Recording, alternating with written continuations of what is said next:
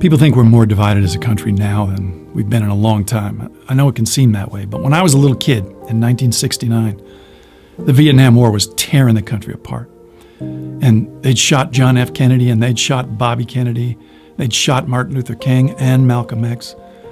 And there was the Manson family and the Zodiac killer, and it just felt like the whole country had lost its mind.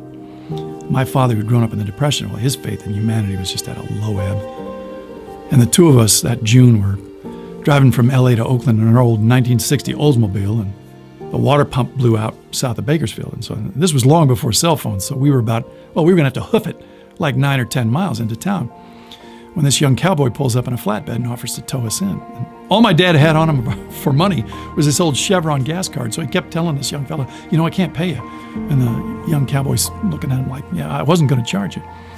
So he rolls us into town, and this is a Sunday, so nothing's open. So he has to go get his mechanic friend to open up his garage, and my dad says, hey, listen, I don't have any money. And the mechanic says, we'll work something out. And then they all realize they don't have the actual parts, so now they got to go roust out the local auto parts store owner, and they bring him down.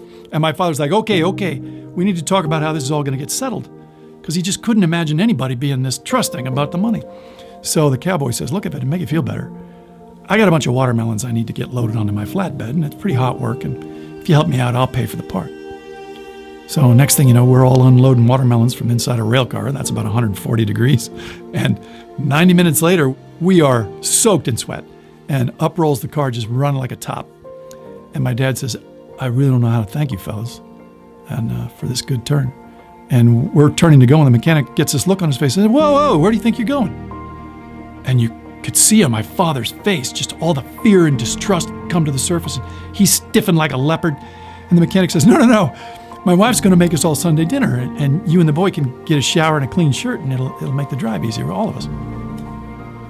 So we sat down for a dinner of fried chicken from the chicken right over there, and corn on the cob from the corn right over there. Man, I got to tell you, we'll never have a meal that good ever again. And my dad didn't say maybe 3 words the whole drive, but when we got home, I got into bed, and I was just about to turn off the light, and he stops in the doorway, and he says to me, no matter what you see in the movies or on TV or you read in the papers, you listen to me. That's how people really are. And about a month later, Neil Armstrong walked on the moon. So, keep the faith.